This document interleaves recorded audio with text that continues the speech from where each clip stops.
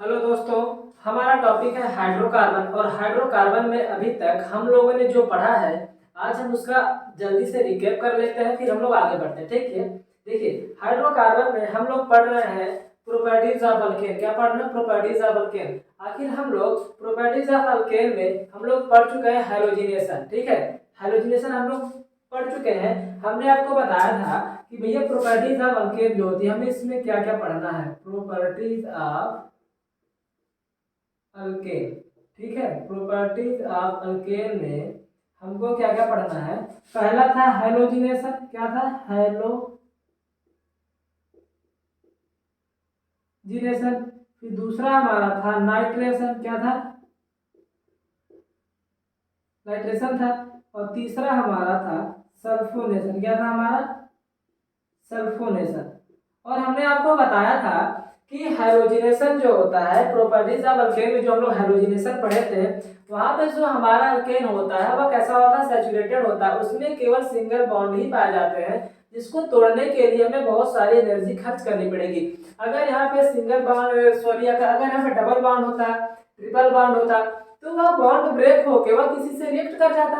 लेकिन यहाँ पे सैचुरेटेड बॉन्ड होने के कारण यह नॉन पोलर भी होते हैं, जो कि इनकी जो रिएक्टिविटी होती है, जो कि केमिकल रिएक्टिविटी होती है, बहुत ही लो होती है, जिसके कारण यह आसानी से रिएक्ट नहीं होता है। ठीक है, तो जो हमारा ये अल्केन होता है यह फ्री रेडिकल मैकेनिज्म को फॉलो करता है। किसको? फ्री रेडिकल मैकेनिज्म को फॉलो करता है और यह फ्री रेडिकल सब्स्टिट्यूशन रिएक्शन देता है। ये सारी चीजें हम लोग पढ़ चुके हैं। और हमने कहा था कि हमें हैलोजिनेशन पढ़ना है, नाइट्रेशन पढ़ना है, सल्फोनेशन पढ़ना है। हम लोग हैलोजिनेशन पढ़ चुके हैं। Halogenation of methane, halogenation of ethane, ठीक है, और हैलोजिनेशन मतलब हम लोग यहाँ पढ़ चुके क्लोरीनेशन भी, फ्लोरीनेशन भी, आयोडोनेशन भी, ब्रोमिनेशन भी। ठीक है, हमने यहाँ आपको वहाँ पे ये भी बताया था कि भैया जो रिएक्टिविटी होती है, जो हैलोजन की रिएक्टिविटी होती है, पहले फ्लोरीन, फिर क्लोरीन, फिर ब्रोमीन, फिर आयोडीन। ठीक है, उसके बाद फिर हमने बताया था कि जो फ्री रेडिकल की जो रिएक्टिविटी सॉरी जो फ्री रेडिकल की स्टेबिलिटी होती है वो 3 डिग्री होती है, 2 डिग्री होती है और 1 डिग्री होती है। चलिए हम 1 बाई 1 पढ़ते हैं। आज हमारा टॉपिक है नाइट्रेशन। क्या है? नाइट्रेशन। तो चलिए हेडिंग डालिए, हम अपने टॉपिक की तरफ चलते हैं, नाइट्रेशन की तरफ। ठीक है, तो भैया हमने आपको बताया कि भैया हम लोग हैलोजिनेशन में हम लोग पढ़ चुके हैं कि आखिर हम लोग हैलोजिनेशन कैसे करते हैं।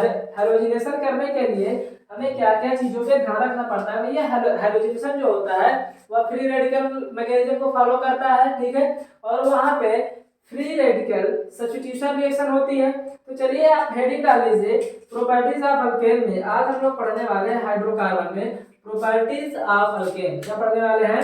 प्रॉपर्टीज ऑफ अल्केन का दूसरा टॉपिक। ठीक है, प्रॉपर्टीज ऑफ अल्केन। ठीक है, अब हमारा आज का टॉपिक है प्रॉपर्टीज ऑफ अल्केन में। ठीक है, प्रॉपर्टीज ऑफ अल्केन हमारा दूसरा टॉपिक है नाइट्रेशन। क्या है?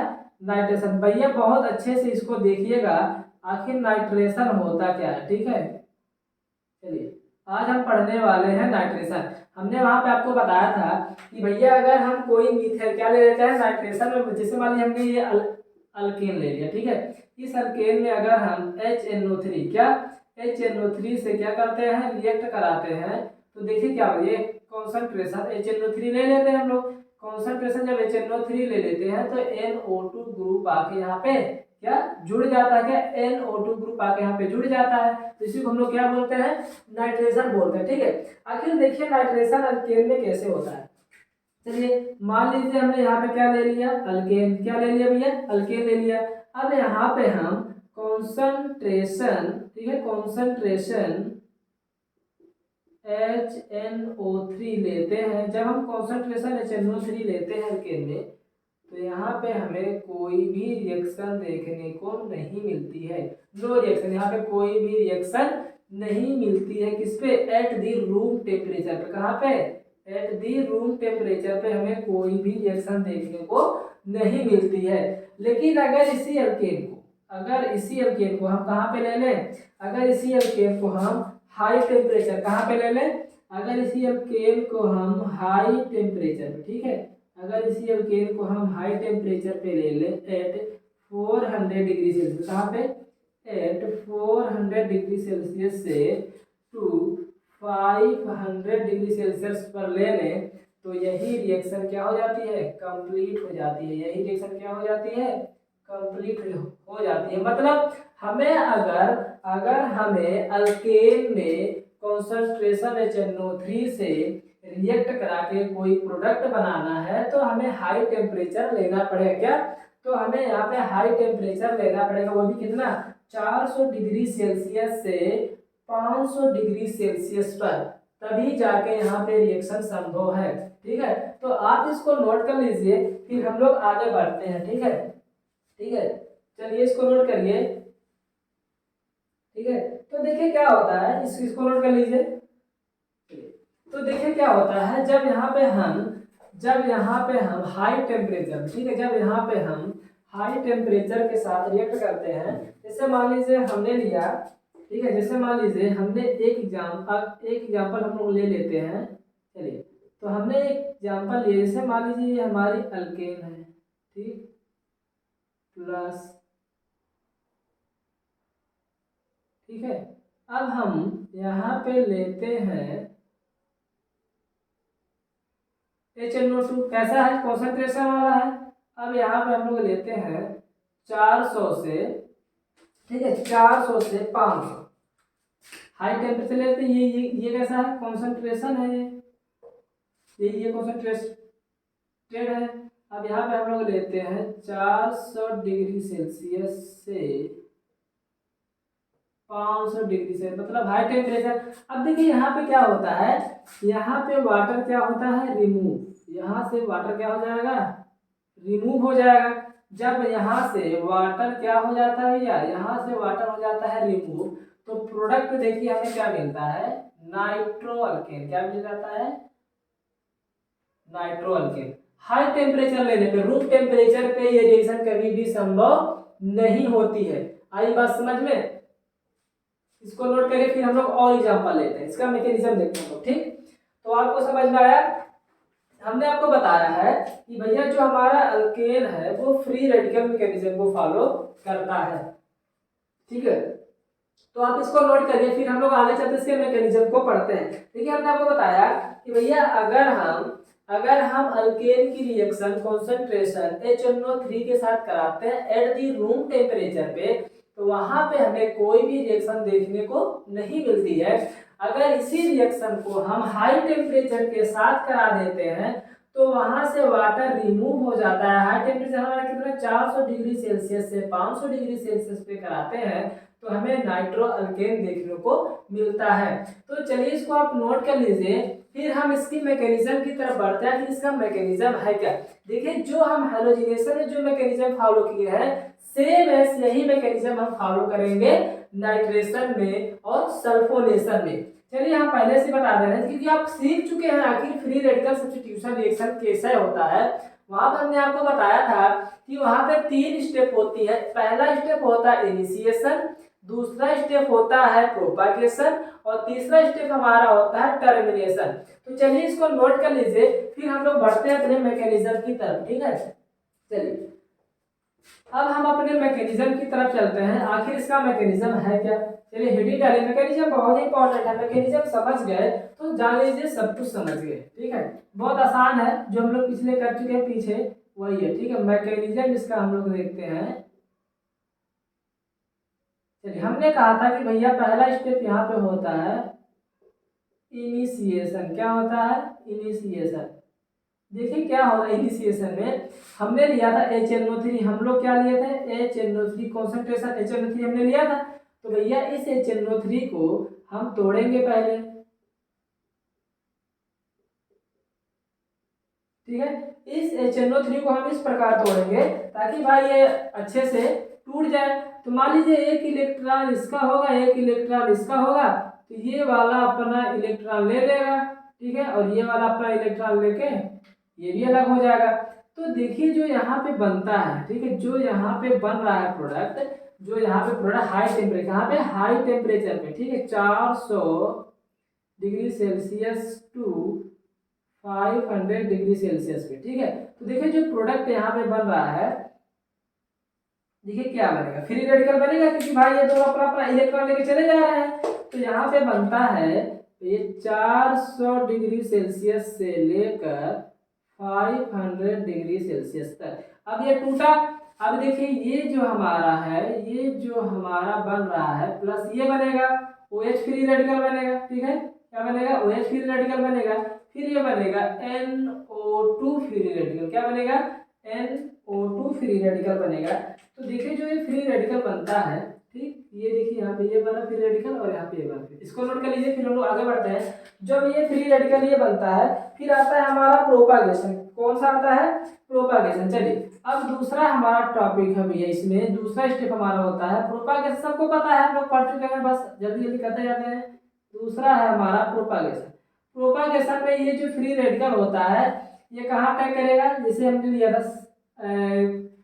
हम लोग लिए थे RH वाला लिए थे, ठीक है। तो लेकिन अगर हम लोग यहाँ से एक एग्जांपल ले लेते हैं, चलिए एक एग्जांपल हम लोग ले लेते हैं। मान लीजिए यहाँ पे हम कोई एक एग्जांपल ले लेते हैं, कौन सा एग्जांपल ले ले, चलिए मान लीजिए हमने एग्जांपल लिया ये CH3 और H ले लीजिए, चलिए अल्केन वाले ले लेते हैं जो हम लोग लिए थे, ये वाला ये ले लेते हैं हम लोग,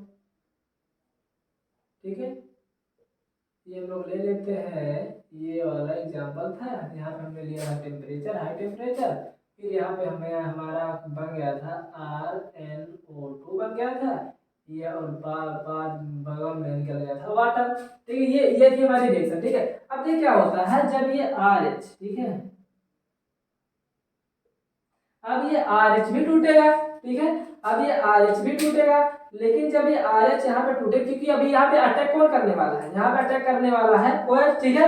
अब देखिए क्या होता है, जब यहाँ पे अटैक करेगा OH फ्री रेडिकल, जब यहाँ पे अटैक करेगा तो ये भी टूटेगा, ठीक है, ये भी टूटेगा, ये अपना इलेक्ट्रॉन लेके चला जाएगा और ये अपना इलेक्ट्रॉन लेके चला जाएगा। देखिए होता क्या है, जब यहाँ पे इसको तोड़ेगा, ठीक है, जब ये यहाँ पे इसको तोड़ता है तो देखिए होता क्या है, अब यहाँ से तो ये वाटर लेके चला, क्योंकि ये फ्री रेडिकल, ये फ्री रेडिकल, क्योंकि ये दोनों फ्री रेडिकल में हो जाएंगे तो ये तो बाहर निकल जाएगा, तो यहाँ पे बचेगा R फ्री रेडिकल प्लस, अब वाटर तो यहाँ से निकल गया, ठीक है, वाटर तो यहाँ से निकल गया, R फ्री रेडिकल बचा है और H2O बचा है, ठीक है। अब यहाँ से तो ये निकल गया। अब देखिए होता क्या है, अब देखिए होता क्या है, अब जो जो बचे हैं फ्री रेडिकल, अब जो जो फ्री रेडिकल बचे हैं, अब आप उसको क्या कर लीजिए, अब आप उसको क्या कर लीजिए, काउंट कर लीजिए, ठीक है। टर्मिनेशन में क्या होता है, तीसरा स्टेप हमारा है टर्मिनेशन।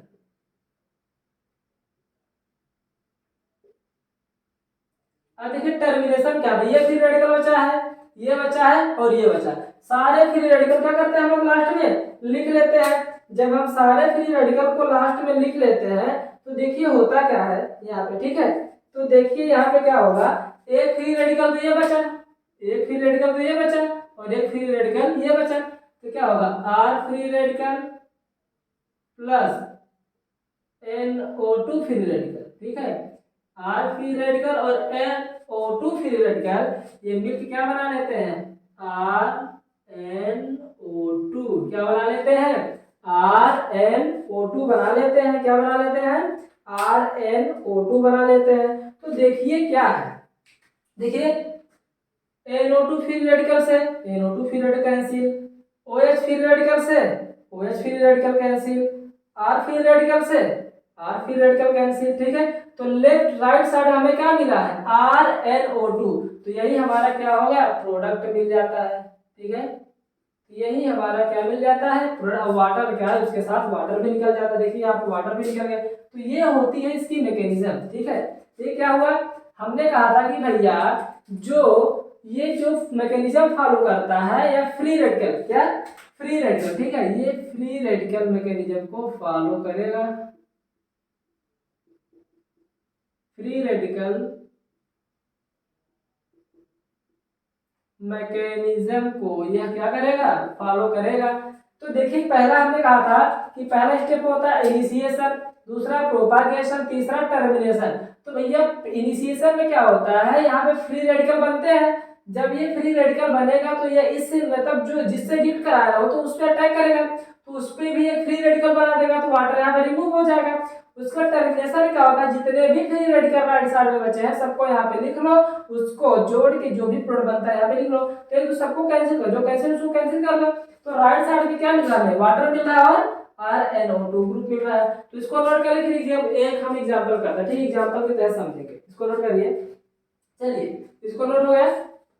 अब चलिए हम एक एग्जांपल ले लेते हैं, उसको भी हम लोग उसका भी मैकेनिज्म करेंगे, ठीक है। चलिए अब हम एक एग्जांपल ले लेते हैं, बहुत ही आसान एग्जांपल है, बहुत ही अच्छा एग्जांपल। उस एग्जांपल को हम लोग लेकर करते हैं ताकि आपका जो डाउट है वो एकदम से क्लियर हो जाए, ठीक है। जो आपका डाउट है वो भी क्या हो जाए, एकदम क्लियर हो जाए। तो ये चलिए हम लोग एक एग्जांपल, बहुत ही अच्छा सा छोटा सा एग्जांपल लेंगे ताकि सबको समझ में आ जाए कि आखिर ऐसे कैसे हुआ है, ठीक है भाई। जो प्रोडक्ट रहेगा वो तो मतलब कुछ भी हल्के की जगह कुछ भी ले सकते हो। चलिए हम लोग लेते हैं छोटा सा, हमारा है एग्जांपल, ये है हमारा एग्जांपल, ठीक है, ये हमारा एग्जांपल है। और HNO2 ये है। और हम लोग यहाँ पे लेने वाले हैं हाई टेम्परेचर 400 डिग्री सेल्सियस से 500 डिग्री सेल्सियस, ठीक है। ये कैसा होता है, कॉन्सेंट्रेटेड होता है। ये कैसा होता है, कॉन्सेंट्रेटेड होता है। आई बात समझ में। ये बहुत ही हाईली ऑक्सीडाइजिंग एजेंट होता है, ठीक है। अभी देखना आगे तो क्या होता है। तो यहाँ पे हमारा बनता है, तो यहाँ से क्या हो जाएगा, वाटर निकल जाएगा, ठीक है। ये वाटर निकल मतलब यहाँ से क्या हो रहा है, वाटर रिमूव हो रहा है, तो बन जाता है CH3NO2, ठीक है। अब वाटर क्या हो गया, साथ में क्या निकल रहा है, वाटर निकल रहा है। अब देखिए इसका मैकेनिज्म हम देखते हैं, जल्दी जल्दी इसका मैकेनिज्म देख लेते हैं, ठीक है। अब पहला हमारा था, इसका मैकेनिज्म क्या है देखिए। इसका मैकेनिज्म है, पहला स्टेप था हमारा इनिशिएशन था, सेम है, ठीक है, इनिशिएशन था। इनिशिएशन में क्या होता है भैया, ये वाला HNO2 जो HNO3 है वो टूटेगा। कैसे टूटेगा देखिए,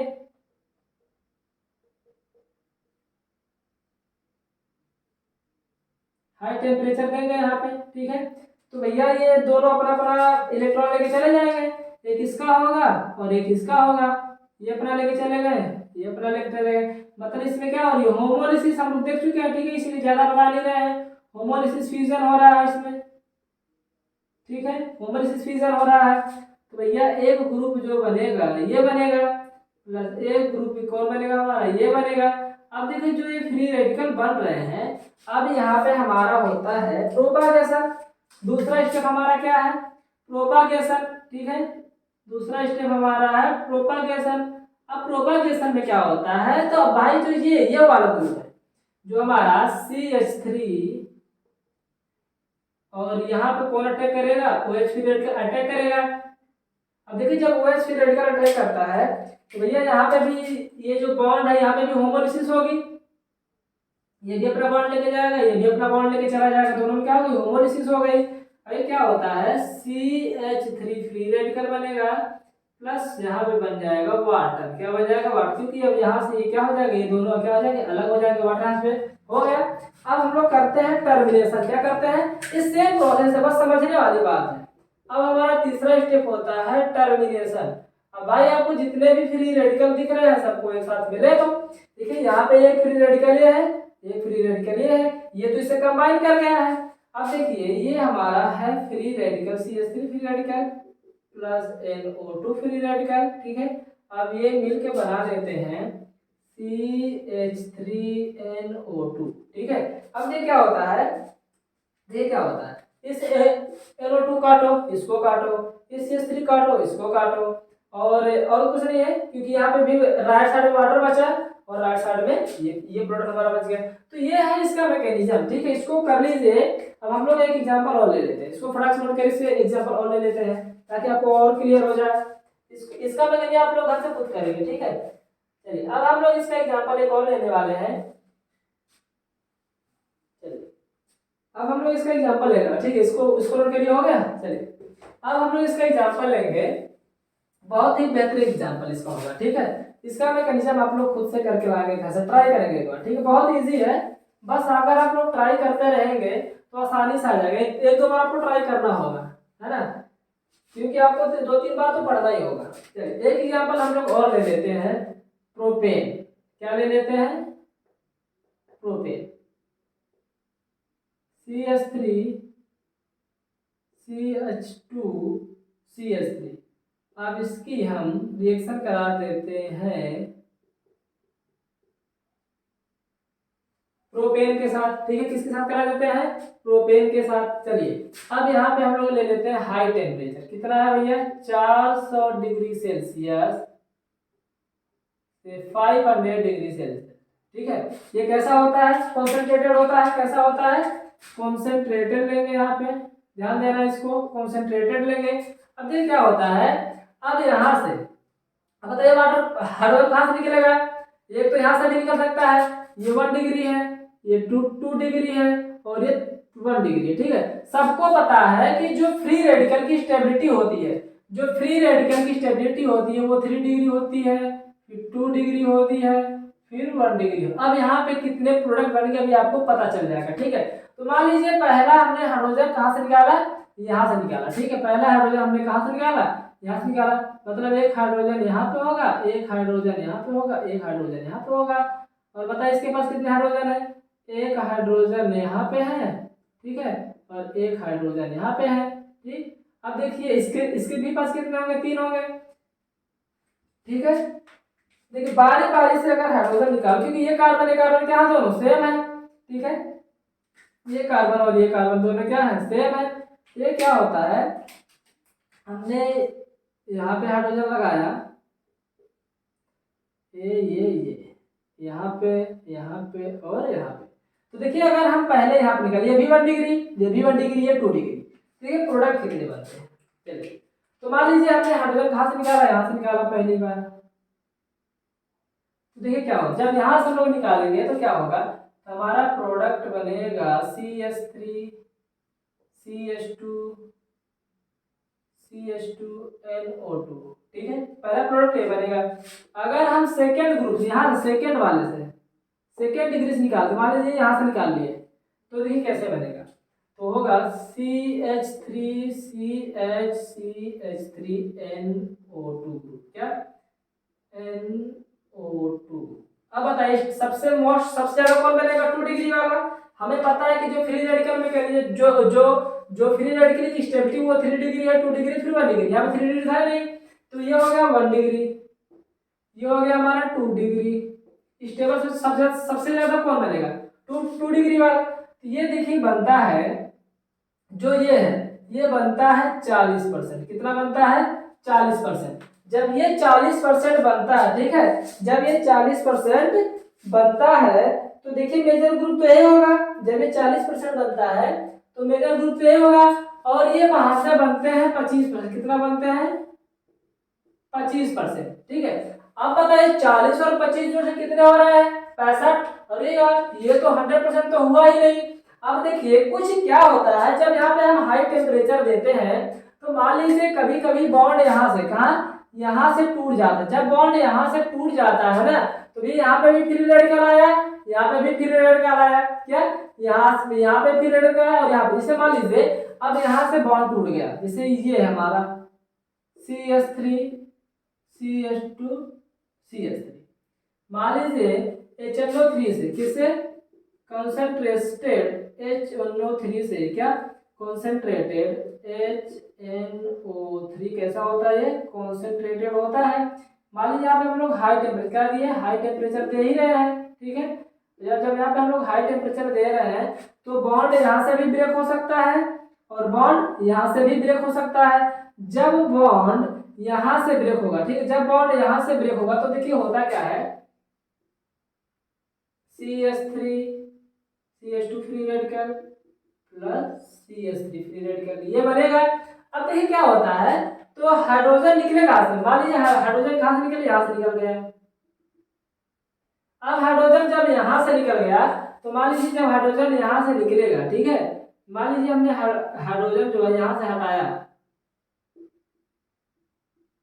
हाइड्रोजन हमने मान लीजिए यहाँ से हटाया तो यहाँ पे भी फ्री रेडिकल आएगा। तो देखिए होता क्या है, तो सी एच फ्री रेडिकल, ठीक है, C H two free radical और C H two free radical plus, अब यहाँ से हाइड्रोजन कहाँ चला गया, यहाँ पे चला गया, तो हमारा प्रोडक्ट बनता है सी एच फोर। क्या बनता है, सी एच फोर। अब ये दोनों, ठीक है, ये तो बन गया।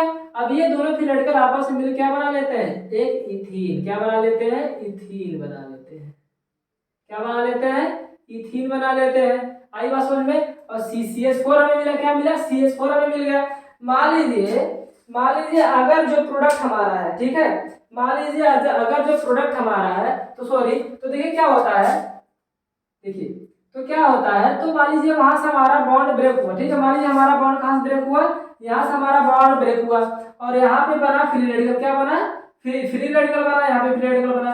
अब जब बॉन्ड यहाँ से ब्रेक होता है तो देखिए बनता क्या है, ठीक है, जब अगर मान लीजिए वहां से टूटा, अगर मान लीजिए यहाँ टूटा, सॉरी, तो देखिए मान लीजिए बॉन्ड यहाँ से टूटा, तो ये भी हो सकता है जब जो ये फ्री रेडिकल बन रहा है, ठीक है, जो ये फ्री रेडिकल बन रहा है, क्या, जो ये फ्री रेडिकल बन रहा है, इससे मान लीजिए कौन जुड़ जाए, मीथेन ग्रुप जुड़ जाए, सॉरी, तो NO2 ग्रुप इससे भी जुड़ सकता है, इससे भी जुड़ सकता है। मान लीजिए अगर यहाँ से जुड़ जाए तो यहाँ पे भी देखिए कौन सा प्रोडक्ट बनेगा, तो दो प्रोडक्ट बनते हैं, तो कौन कौन सा प्रोडक्ट बनेगा, CH3 CH2 और बनेगा NO2 ग्रुप। क्या बनेगा, NO2 ग्रुप। तो देखिए जो ये ग्रुप बन रहा है, ठीक है, जो ये ग्रुप बन रहा है हमारा, तो देखिए होता क्या है, ठीक है, तो सबसे ज्यादा बनने वाला जो हमारा ग्रुप है, जो सबसे ज्यादा बनेगा, ठीक, जो सबसे ज्यादा बनेगा तो बनता है ये वाला, ये बनता है 25%। कितना बनता है, 25%। और ये बनता है 10%। कितना बनता है, 10%। इसको नोट कर लीजिए, ये बनता है 25% और वो बनता है 10%। इसको नोट कर लीजिए फटाक से, फिर हम लोग आगे बढ़ते हैं। नोट करिए,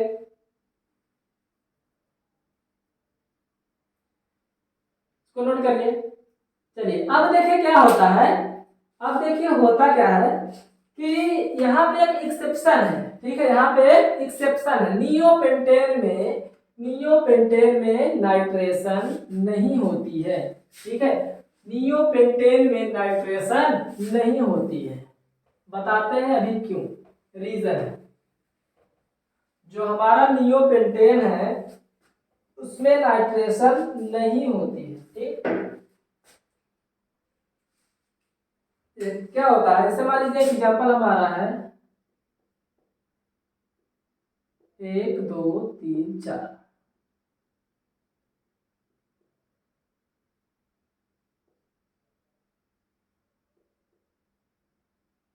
ठीक, ये है। अब यहाँ पे हम लोग करा देते हैं नाइट्रेशन। कैसी होती है, कॉन्सेंट्रेटेड होती है, ठीक, हाई टेम्परेचर है, टेम्परेचर कैसा है, हाई टेम्परेचर है, टेम्परेचर कैसा लेंगे हम यहाँ पे, हाई टेम्परेचर लेंगे, मतलब वेपर फेज होगा, ठीक है, वेपर फेज होगा। तो देखिए यहाँ पे कोई भी रिएक्शन नहीं होती है, ठीक, लेकिन होती है रिएक्शन, ये सीधे कन्वर्ट किसमें कर देता है, कार्बोक्सिलिक एसिड में, ठीक है, ये सीधे कन्वर्ट किसमें करते हैं, यहाँ पे कभी भी हमें नाइट्रो मतलब अल्केन मतलब नाइट्रो अल्केन देखने को नहीं मिलेगी, यहाँ पे हमें कभी भी नाइट्रो अल्केन देखने को नहीं मिलेगी, ठीक है, यहाँ पे हमें नाइट्रो अल्केन नहीं बनती है, ये सीधे कन्वर्ट कर देती है कार्बोक्सिलिक एसिड में, ठीक, किसमें कन्वर्ट कर देती है,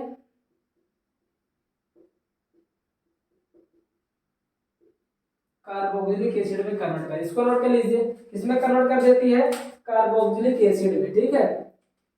चलिए तो एसिड में कन्वर्ट कर देगी, सीधे कोई भी प्रोडक्ट रहेगा, जैसे CH3COOH plus CO2 plus water में क्या कर देगा, कन्वर्ट कर देता है, ठीक है, इसको नोट कर लीजिए।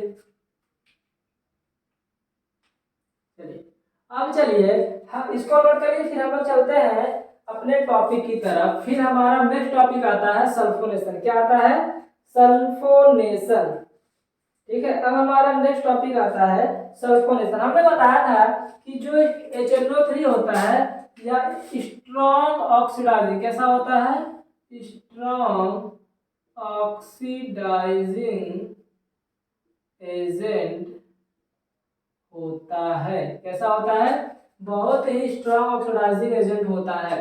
ठीक है। अगर आपको कहीं नियोपेंटेन में कॉन्सेंट्रेशन HNO3 की रिएक्शन करा रहा है हाई टेम्परेचर पे या वेपर फेज लिखा होगा, तो वहां पे कभी भी हमें नाइट्रो अल्केन देखने को नहीं मिलेगी। वह सीधे उसको कन्वर्ट कर देता है एसिड ग्रुप में। ठीक है, कोई भी एसिड ग्रुप या बना लेगा, कार्बोक्सिलिक एसिड में कन्वर्ट कर देगा, कुछ में मतलब किसी में भी ये कन्वर्ट कर सकता है। ठीक है, लेकिन कहीं भी वहां पे आपको नाइट्रो अल्केन देखने को नहीं मिलेगी। इसको नोट कर लीजिए कि अगला हमारा टॉपिक है सल्फोनेशन। ठीक है,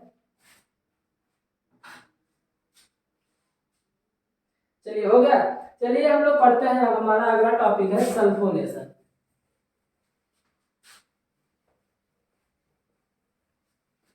देखिए सल्फोनेशन में क्या होता है, सेम प्रोसेस है। यहाँ पे मैकेनिज्म बताएंगे नहीं, हम डायरेक्ट हम क्वेश्चन करेंगे। ठीक है, सेम मैकेनिज्म, जैसे नाइट्रो का था, जैसे हाइड्रोजनेशन का था, वैसे यहाँ पे सल्फोनेशन का भी है। ठीक है, तो सल्फोनेशन में क्या होता है, यहाँ पे भी हम हाई टेम्परेचर लेंगे। ठीक है, यहाँ पे भी हम क्या लेंगे, हाई टेम्परेचर लेंगे। इससे क्या होता है सल्फोनेशन में, चलिए ये हेडिंग डाल लीजिए, दूसरा हमारा टॉपिक है सल्फोनेशन।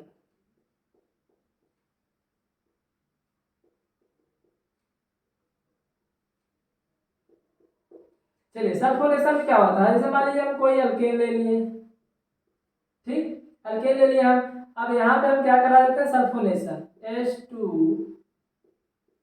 H2SO4 ले लेते हैं। ठीक है, अब यहाँ पे हम ले लेते हैं हाई टेम्परेचर। हाई टेम्परेचर मतलब चाहे 400 डिग्री सेल्सियस ले लो या 500 डिग्री सेल्सियस ले लो। ठीक है, 400 से 500 डिग्री सेल्सियस पे।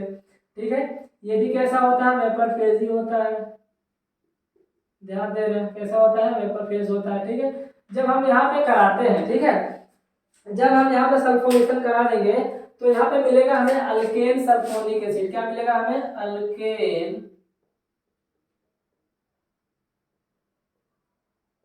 Sulphonic acid. देखिए सल्फोनेशन में क्या होता है, जब हम अल्केन की रिएक्शन सल्फोनेशन हाइड्रोजन सल्फेट के साथ कराते हैं हाई टेम्परेचर की प्रेजेंस में या वेपर फेज में, तो हमें मिलता है अल्केन सल्फोनिक एसिड। क्या मिलता है, अल्केन सल्फोनिक एसिड। इसको नोट करिए, फिर हम लोग एग्जांपल की तरफ पढ़ते हैं। ठीक है, फिर इसको नोट करिए, आखिर ये रिएक्शन किन किन चीजों में होती है। ठीक है, चलिए अब देखिए जो हमारा ये H2SO4 है। ठीक है, जो हमारा ये H2SO4 है, ठीक है, इसको पहले करिए फिर बताते हैं। जो हमारा H2SO4 है, इसको हम फ्यूमिंग क्या बोलते हैं, फ्यूमिंग भी नाम दे सकते हैं, और इसको हम H2H2O7 में भी कन्वर्ट कर सकते हैं। ठीक है, क्योंकि जो ये टूटता है, जब ये देखिए, जब H2SO4 को अगर तुम लोग तोड़ोगे, ठीक है, अगर H2SO4 को तोड़ा जाए तो ये देखिए टूटता है SO3 प्लस HSO4 में। ठीक है, लिख लीजिए SO3 प्लस HSO4 में इसको हम तोड़ सकते हैं। ठीक है, आई बात समझ में, कैसे टूटता है, देखिए SO3 प्लस H2SO4, ऐसे भी हम लोग लिख सकते हैं इसको। ठीक है, ऐसे भी लिख सकते हैं। अब देखिए क्या होता है, अब इसको हम लोग अगर देखें तो इसको हम लोग लिख सकते हैं H2O7। क्या लिख सकते हैं, H2H2O7, इसका नाम है ओलियम। क्या नाम है इसका, ओलियम। ठीक है, लिख लो भैया H2SO4, अगर चाहे ये लिखा हो, चाहे ये लिखा हो, चाहे ये लिखा हो, तो समझ जाना कि क्या हो रहा है, सल्फोनेशन। क्या हो रहा है, सल्फोनेशन हो रहा है। ठीक है, तो सल्फोनेशन में क्या होता है, यहाँ पे हम 6 कार्बन या मोर देन 6 कार्बन में ही सल्फोनेशन संभव है। क्या, अगर 6 या 6 से ज्यादा अगर कार्बन है तो उसी में ही सल्फोनेशन संभव है, अन्यथा सल्फोनेशन संभव नहीं है। क्या, अगर 6 कार्बन दिया हो या 6 से ज्यादा कार्बन हो, मतलब नंबरिंग ऑफ कार्बन अगर 6 हो या 6 से ज्यादा हो, तभी वहां पे सल्फोनेशन संभव है, नहीं तो सल्फोनेशन संभव नहीं है। 1 कार्बन हो, 2 कार्बन हो, 3 कार्बन हो, 4 कार्बन हो, 5 कार्बन हो, वहां पे सल्फोनेशन संभव नहीं है। अगर 6 कार्बन है या 6 से ज्यादा कार्बन है तभी वहां पे सल्फोनेशन संभव है। तो इसको नोट कर लीजिए, हम पॉइंट वाइज लिख लेंगे, ठीक है। चलिए हो गया, इसको नोट करिए अच्छे से।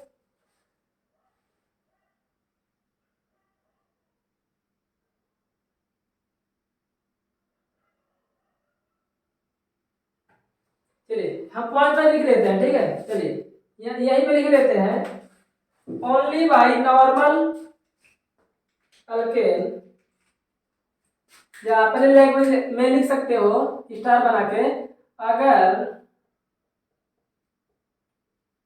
6 कार्बन और अगर 6 कार्बन या 6 कार्बन से ज्यादा कार्बन है, कार्बन एटम प्रेजेंट है, तभी सल्फोनेशन क्या है, संभव है। अगर लोअर कार्बन है, लोअर कार्बन जैसे C1 हो, C2 हो, C3 हो, so on, does not so, does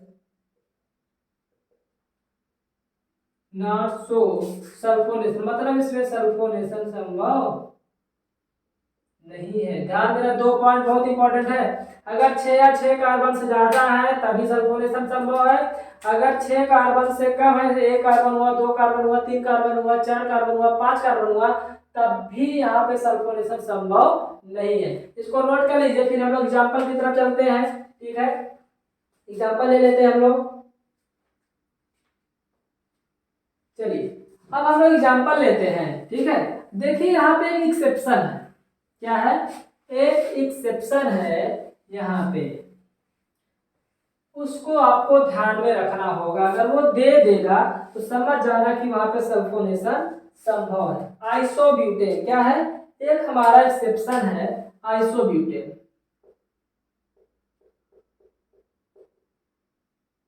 क्या है, आइसोब्यूटेन। जैसे देखिए CH3 CH और CH, इसका नाम है आइसोब्यूटेन। क्या नाम है इसका, आइसोब्यूटेन। आइसोब्यूटेन में सल्फोनेशन 100% होगा, ठीक है। सल्फोनेशन यहाँ पे होगा क्योंकि यहाँ पे कितने कार्बन है, 1 कार्बन, 2 कार्बन, 3 कार्बन, 4 कार्बन, फिर भी यहाँ पे सल्फोनेशन होगा। इसको नोट कर लीजिए, फिर हम लोग एग्जाम्पल की तरफ बढ़ते हैं, ठीक है। आज सल्फोनेशन यहाँ पे शो करेगा। चलिए अब देखिए हमारा एग्जाम्पल, अगर हम एग्जाम्पल ले लेते हैं, ठीक है। अब हम एग्जाम्पल लेते हैं, चलिए हमारा एग्जाम्पल है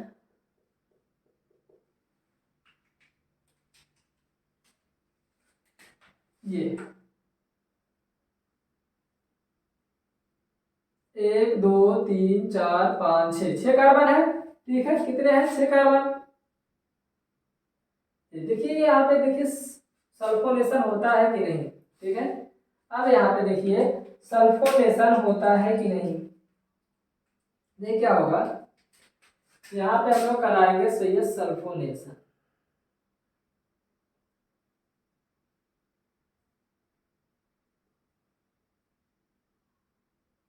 ठीक है। अब यहाँ पे हम लोग करा देते हैं सल्फोनेशन। अब देखिए एक हाइड्रोजन यहाँ से क्या हो जाएगा, गायब हो जाएगा, मतलब इसके साथ, मतलब सेम प्रोसेस है, ठीक है। जैसे नाइट्रेशन में था वैसे सल्फोनेशन में हम मान लीजिए यहाँ से एक हाइड्रोजन को ले लेते हैं, यहाँ पे भी वही सेम प्रोसेस है। जो सबसे ज्यादा स्टेबल होगा टू डिग्री, यहाँ पे 2 डिग्री देखो, 1 डिग्री है, 2 डिग्री है, 2 डिग्री है, 2 डिग्री है, 2 डिग्री, 1 डिग्री है। तो ज्यादा से ज्यादा मतलब यहाँ पे जितने भी प्रोडक्ट आपको पॉसिबल मिलेंगे, मतलब मोर देन 1, ठीक है, मोर देन 1 प्रोडक्ट यहाँ पे पॉसिबल है। तो यहाँ पे हम लोग लेते हैं हाई टेम्परेचर, क्या लेते हैं, हाई टेम्परेचर मान लीजिए 400 डिग्री सेल्सियस है, 500 डिग्री सेल्सियस कहाँ पे है, वेपर फेज में, ये भी लिख सकते हो, ये भी लिखा रह सकता है, ठीक है, हो सकता है। आगे बात समझ में। तो यहाँ पे क्या होता है, यहाँ पे एक हाइड्रोजन चला जाएगा, तो 1 2 3 4 5 6, 1 2 3 4 5 6। अब यहाँ पे जुड़ जाएगा SO3H, क्या जुड़ जाएगा, S इस कार्बन से, ठीक है, हमारे यहाँ पे था CH2 अब बचेगा, अब यहाँ पे जुड़ जाएगा SO3H, ठीक है, इसको नोट कर लीजिए। तो ऐसे ही बहुत सारे एग्जांपल आपको देखने को मिलेंगे, ठीक है, बहुत सारे एग्जांपल। चलिए इसको नोट करिए। फिर हम लोग आगे बढ़ते हैं, हम लोग आगे करेंगे पायरोलिसिस। क्या करेंगे हम लोग आगे, पायरोलिसिस करना है, ठीक है, हमको आगे करना है पायरोलिसिस। इसका दूसरा नाम है थर्मल डिकम्पोजिशन। चलिए इसको नोट करिए। फिर आज हम पढ़ने वाले हैं पायरोलिसिस और इसका दूसरा नाम है थर्मल डिकम्पोजिशन। इसका मतलब होता है, देखिए थर्मल डिकम्पोजिशन का मतलब होता है हीट प्लस ब्रेकिंग। डिकम्पोजिशन मतलब होता है ब्रेक होना, थर्मल मतलब होता है हीट। हीट अगर हम उसको दे रहे हैं तो जाहिर सी बात है वहां पे बॉन्ड टूटेगा और बनेगा। चलिए इसको नोट कर लीजिए। फिर हमारा अगला टॉपिक है पायरोलिसिस, बहुत ही इंपॉर्टेंट टॉपिक है, ठीक है, लेकिन वहां पे आप ये नहीं डिसाइड कर पाएंगे कि कौन सा प्रोडक्ट ज्यादा बनेगा, कौन सा प्रोडक्ट कम बनेगा। वहां पे थोड़े बहुत सारे प्रोडक्ट बनते हैं, ठीक है, कुछ भी बन सकता है वहां पे। चलिए अब हेडिंग डालिए पायरोलिसिस, ठीक है, हेडिंग डालिए पायरोलिसिस। चलिए हेडिंग हमारी है पायरो, तीसरी हेडिंग हमारी है पायरो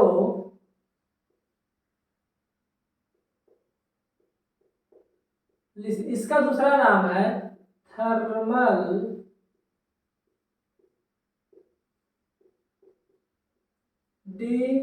डिकम्पोजिशन, ठीक है, क्या नाम है, थर्मल डिकम्पोजिशन। देखिए इसका क्या मतलब होता है। थर्मल मतलब होती है हीट, सबको पता है, थर्मल मींस क्या होती है, हीट।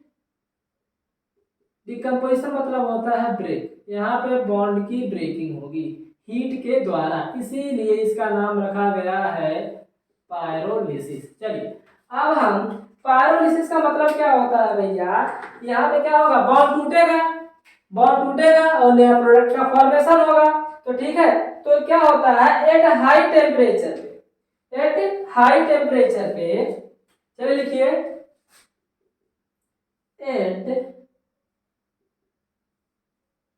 हाई टेम्परेचर, ठीक है, हायर अल्कीन, मतलब जो बड़ी चेन होगी हायर अल्केन, ठीक, एट हाई टेम्परेचर पे हायर अल्केन लिखो, in the presence of same catalyst, in the presence of same catalyst at high temperature higher alkane in the, bracket में लिखिएगा, in the presence of, in the presence of same catalyst, in the presence of same catalyst, ठीक है, in the presence of same catalyst, bracket को close करिए, same catalyst break down to lower alkane या alkene में, मतलब eight high temperature पे जो high alkyne होती है ये किससे ब्रेक होती है, break down to lower alkane और अल्कीन में, मतलब अल्केन में भी टूट सकती है और अल्कीन में भी टूट सकती है, ठीक है। तो ये है इसका अच्छा सा पूरा निचोड़, ठीक है, पायरोलिसिस का, ठीक है, इसको नोट करिए। फिर हम लोग एग्जाम्पल की तरफ बढ़ते हैं, ठीक है।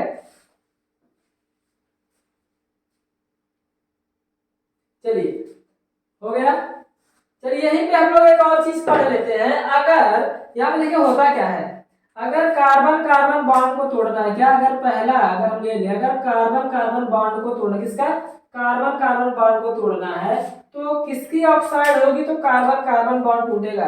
अगर ऑक्साइड हो एल्यूमिनियम की, किसकी ऑक्साइड हो, अगर एल्यूमिनियम की ऑक्साइड हो, जिंक की ऑक्साइड हो, किसकी, एल्यूमिनियम की ऑक्साइड हो, और जिंक की ऑक्साइड हो, और सिलिका की, किसकी ऑक्साइड हो, सिलिका की ऑक्साइड हो, सिलिका की ऑक्साइड हो, तो यहाँ पे कार्बन कार्बन बॉन्ड टूटे, किसका बॉन्ड टूटेगा, कार्बन कार्बन बॉन्ड टूटेगा। लेकिन अगर हमें कार्बन हाइड्रोजन का बॉन्ड तोड़ना हो, किसका, कार्बन हाइड्रोजन का बॉन्ड तोड़ना हो, तो हमें यहाँ पे मॉलिब्डेनम, क्या क्या, मॉलिब्डेनम या क्रोमियम या वेनेडियम, क्या क्या होना चाहिए। अगर यहाँ पे कार्बन हाइड्रोजन का बॉन्ड तोड़ना हो तो हमें ऑक्साइड लेनी पड़ती है मॉलिब्डेनम की, क्रोमियम की और वेनेडियम की। तो अगर ये दिया है, अगर ये दिया है एल्यूमिनियम की ऑक्साइड, जिंक की ऑक्साइड, सिलिका की ऑक्साइड, तो कार्बन कार्बन बॉन्ड टूटेगा तो उसका प्रोडक्ट बनेगा।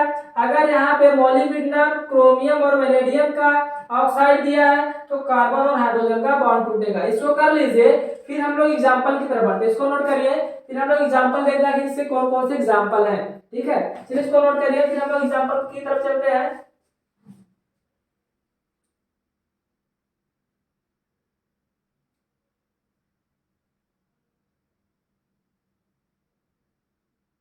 चलिए अब इसका हम लोग एग्जांपल देखते हैं कि इसका एग्जांपल क्या है। ठीक है, चलिए अब हम लोग इसका एग्जांपल देख लेते हैं कि भाई इसका एग्जांपल क्या है।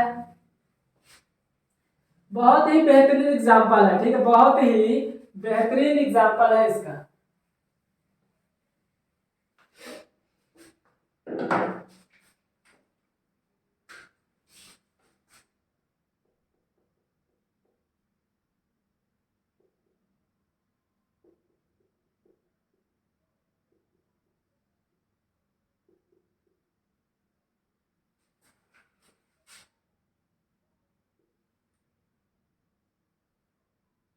चलिए अगर हम ये ले लेते हैं ऑक्साइड एल्यूमिनियम, किसका ले लेते हैं, चाहे क्रोमियम का ले लो, ठीक है, Cr2O3 का ले लो, चाहे क्रोमियम का भी ले सकते हो।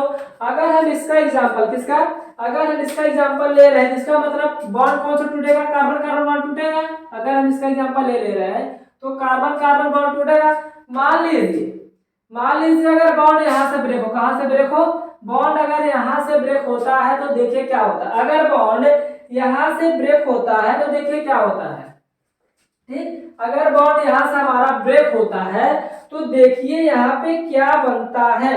अगर हमारा बॉन्ड यहाँ से ब्रेक होता है तो देखिए पहली बात तो बनेगा CH4, क्या बन जाएगा, CH4 क्या बनेगा, CH4। जब बॉन्ड यहाँ से ब्रेक होगा तो मतलब एक फ्री रेडिकल यहाँ पे, एक फ्री रेडिकल यहाँ पे, क्या क्या, एक फ्री रेडिकल यहाँ पे और एक फ्री रेडिकल यहाँ पे, तो ये बॉन्ड तो ब्रेक हो गया।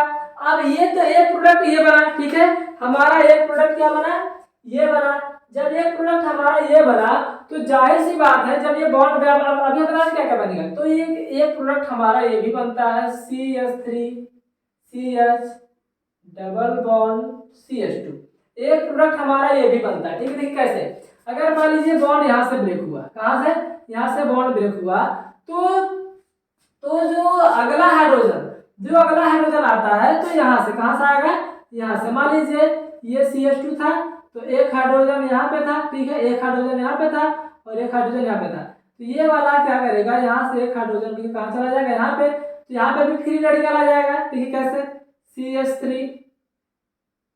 फ्री रेडिकल और CH2 फ्री रेडिकल, यही होगा। ठीक है, यही होगा।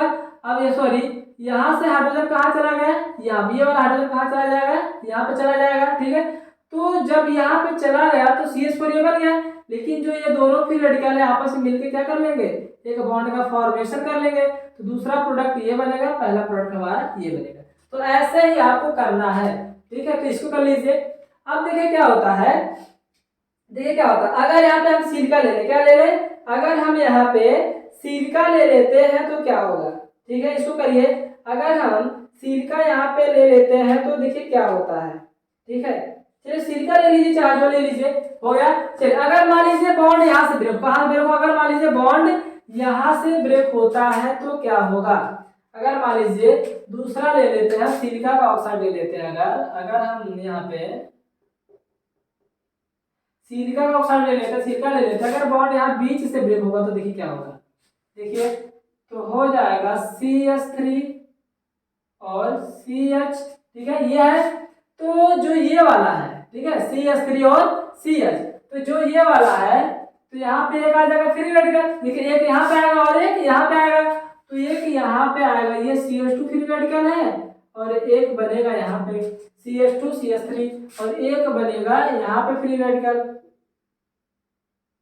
ठीक, तो जो ये वाला है तो देखिए यहाँ पे क्या होता है, जब बॉन्ड बीच से, कहा से, जब बॉन्ड बीच से ब्रेक होगा, जब बॉन्ड हमारा बीच से ब्रेक होगा तो भैया क्या होता है, एक फ्री रेडिकल यहाँ पे, एक फ्री रेडिकल यहाँ पे, तो यहाँ पे जो हाइड्रोजन है, जो यहाँ पे हाइड्रोजन रखा हुआ है, जैसे कि देखिए जो यहाँ पे हाइड्रोजन रखा हुआ है, चाहे वो बगल वाले से ले ले चाहे जो वहां से ले ले, ठीक है, लेकिन यहाँ लेगा यही सही, ये वाला हाइड्रोजन कहाँ चला जाता है, यहाँ पे चला जाता है, फिर एक फ्री रेडिकल यहाँ पे बन जाएगा, देखिए कैसे, CH2 free radical, CH2 free radical plus CH3 single bond CH3, एक प्रोडक्ट ये बन जाएगा हमारा। देखिए क्या होता है, तो एक प्रोडक्ट हमारा बन जाएगा, ये एक प्रोडक्ट हमारा बन जाएगा CH3 सिंगल बॉन्ड CH3। तो ये जो ये फ्री रेडिकल दिख रहा है, ये लोग आपस में मिलकर भी एक बॉन्ड बना लेंगे, तो ये प्रोडक्ट हमारा ये बन जाएगा। तो इसका मतलब है यहाँ पे निश्चित नहीं है कि क्या प्रोडक्ट बनेगा, 100% आप श्योर नहीं है कि यहाँ पे कौन सा प्रोडक्ट बनेगा। इसको नोट करिए, फिर हम लोग और एग्जांपल की तरफ बढ़ते हैं, ठीक है, इसको नोट करिए फटाक से, तब तक हम पानी पी लेते हैं। यहाँ पे मान लीजिए हम क्या ले लें, क्रोमियम ले लें, मैंगनीज ले लें या मॉलिब्डेनम ले लें, ठीक है। अगर मान लीजिए हम यहाँ पे क्रोमियम ले लेते हैं, क्रोमियम का ऑक्साइड ले लेते हैं, क्या होगा, तो देखिए यहाँ पे अब कार्बन और हाइड्रोजन का बॉन्ड ब्रेक होगा, किसका होगा, कार्बन और हाइड्रोजन का बॉन्ड ब्रेक होगा, ठीक है। वैसे तो हमें कुछ नहीं करना है, बस कार्बन हाइड्रोजन का बॉन्ड तोड़ सकते, किसी का भी तोड़ सकते हो। तो देखिए हमें क्या करना, मान लीजिए हम यहाँ किनारे वाले का तोड़ दें, कहाँ का तोड़ दें, किनारे वाले का तोड़ दें, तो यहाँ से एक हाइड्रोजन चला जाएगा, यहाँ से हाइड्रोजन चला जाएगा, मतलब यहाँ से एक हाइड्रोजन टूटेगा और एक हाइड्रोजन यहाँ टूटेगा। जब दो हाइड्रोजन एक मतलब दोनों जगह से निकलेंगे तो दो फ्री रेडिकल होंगे, अपन जो क्या बना, एक बॉन्ड बना लेगा, तो मतलब CH3 CH2 double bond CH2 क्या बनेगा, डबल बॉन्ड CH2 बनेगा और बगल में निकल जाता है हाइड्रोजन, क्या निकल जाता है, हाइड्रोजन। बस सेम प्रोसेस है, यहाँ पे कार्बन हाइड्रोजन बॉन्ड टूटेगा, यहाँ पे कार्बन कार्बन बॉन्ड टूटेगा। चलिए इसको नोट कर लीजिए, फिर हम लोग एक हमारा लास्ट टॉपिक बचा है एरोमेटाइजेशन, ठीक है, इसको फटाक से नोट करिए, 1 सेकंड में 3 सेकंड का समय है, नोट करिए फटाक से और रिवाइज कर लीजिए। चलिए अब हम लोग अगली हेडिंग हमारी है एरोमेटाइजेशन, क्या है, अब अगली हेडिंग हमारी है एरोमेटाइजेशन, ठीक है। चलिए हेडिंग का लीजिए एरोमेटाइजेशन, आखिर एरोमेटाइजेशन होता क्या है, ठीक है। देखिए एरोमेटाइजेशन कब होगा, जब 6 से लेकर 10 कार्बन, क्या, जब अल्केन कितनी की हो, 6 या 10 कार्बन की अल्केन हो और वहां पे क्या हो, हाई टेम्परेचर, क्या हो, हाई टेम्परेचर, वो भी किसकी प्रेजेंस में हो, एल्यूमिनियम ऑक्साइड की और क्रोमियम ऑक्साइड की प्रेजेंस में हो, तो वहां पे एरोमेटाइजेशन संभव है। या तो वहां पे बेंजीन रिंग बनेगी, क्या, या तो वहां पे बेंजीन रिंग बनेगी, या तो कोई वहां पे एक अच्छा सा एरोमेटिक कंपाउंड बनेगा, ठीक है। तो लिखिए हेडिंग डालिए एरोमेटाइजेशन, हेडिंग डालिए भैया एरोमेटाइजेशन, ये आज का हमारा लास्ट टॉपिक है एरोमेटाइजेशन। एरोमेटाइजेशन मतलब कोई भी नॉर्मल कार्बन चेन होगी 6 से 10 नंबर की, वो किसमें कन्वर्ट हो जाएगी, कोई एरोमेटिक कंपाउंड में कन्वर्ट हो जाएगा। चलिए इसमें लिखिए, इसमें हमें लिखना है अल्केन, अगर अल्केन क्या हो, alkane with 6 to 10 carbon in the presence of aluminium oxide या क्रोमियम ऑक्साइड, ठीक है, एट हाई टेम्परेचर 600 डिग्री से टेम्परेचर होना चाहिए, एंड हाई प्रेशर, क्या, हाई प्रेशर, वो भी 15 atm, ठीक है, सॉरी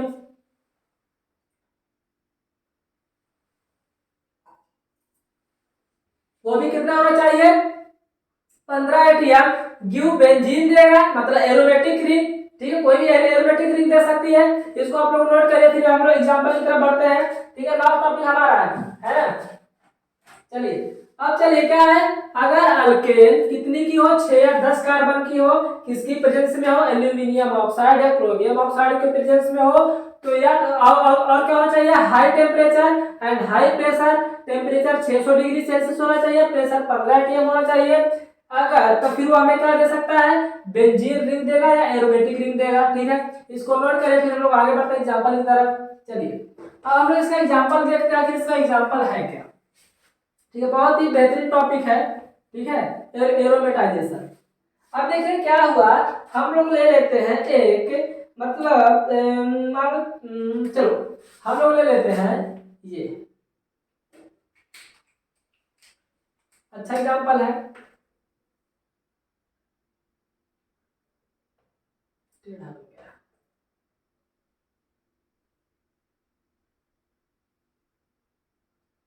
चलिए ये हमने एग्जांपल लिया, यहाँ पे है CH3, क्या है,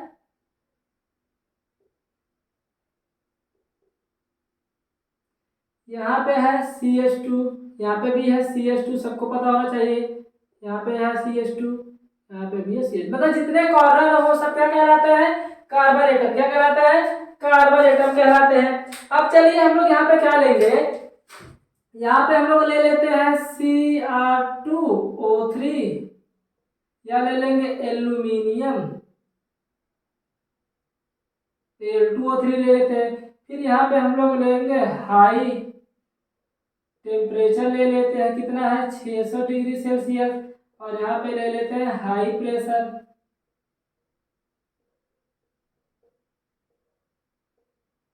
15 atm। देखिए क्या होता है, यहाँ से तो पहले यहाँ से देखो, यहाँ से एक हाइड्रोजन निकलेगा, एक हाइड्रोजन यहाँ से निकलेगा, 2 हाइड्रोजन क्या हो जाएंगे, निकलेंगे यहाँ से कितने हाइड्रोजन, 2 हाइड्रोजन। तो देखिए बनता क्या है, जब यहाँ से 2 हाइड्रोजन निकल जाएगा तो बनेगा क्या, देखिए ये बनेगा महाशय,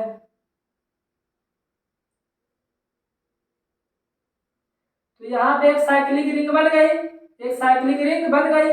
अब यहाँ से निकलेगा 6 हाइड्रोजन, कितना निकलेगा, 6 हाइड्रोजन, मतलब दो यहाँ से मतलब दो यहाँ से, मतलब ये देखो, अब एक कॉर्नर पे 2 हाइड्रोजन होंगे।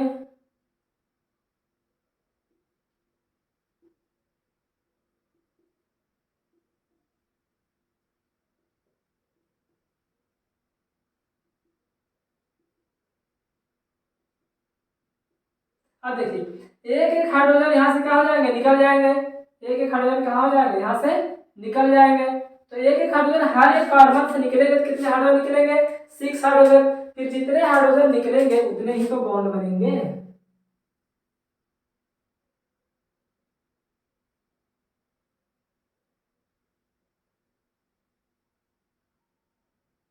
तो देखिए हमें क्या देखने को मिली है, एक बेंजीन रिंग, क्या एरोमेटिक, कैसी है ये, एरोमेटिक है। तो इसी को हम लोग कहते हैं एरोमेटाइजेशन। क्या कहते हैं, एरोमेटाइजेशन। चलो इसको नोट कर लीजिए, फिर हम लोग दूसरा एग्जांपल अपना करते हैं। ठीक है, इसको नोट करिए। चलिए अब हम लोग, ये तो हमारा पहला था, अब दूसरा एग्जांपल हमारा देखिए, चलो इसको नोट कर लीजिए। अब हमारा दूसरा एग्जांपल है, बहुत ही प्यारा एग्जांपल है,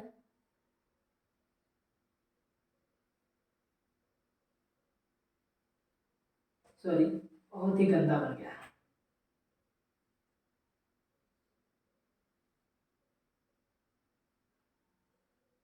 ठीक है, अब देखिए हमारा जो दूसरा एग्जांपल है ये, ठीक है, अब देखिए इससे क्या बनेगा, अब इससे आपको क्या देखने को मिला, इससे बनेगा क्या। ठीक है, 1 2 3 4 5, ठीक है, या ऐसा चलो 1 2 3 4 5 6। अब देखिए क्या बनेगा, अब यहाँ पे भी CH3 है, क्या पे, यहाँ पे भी CH3 है और यहाँ पे भी CH3 है। ठीक, अब यहाँ पे होगा एरोमेटाइजेशन, क्या होगा, सेम प्रोसेस है। अब यहाँ पे होगा एरोमेटाइजेशन, हाई टेम्परेचर होगा, क्रोमियम ऑक्साइड होगा, एल्यूमिनियम ऑक्साइड भी ले सकते हैं। ठीक है, यहाँ पे आप कुछ भी ले सकते हैं इसमें से, लेकिन ये दोनों इम्पॉसिबल, मतलब ये दोनों यहाँ पे लेना मस्ट है, हाई टेम्परेचर लेना है और हाई प्रेशर लेना है। तो हम डायरेक्ट प्रोडक्ट बना के दिखाते हैं। ठीक है, क्या बनेगा,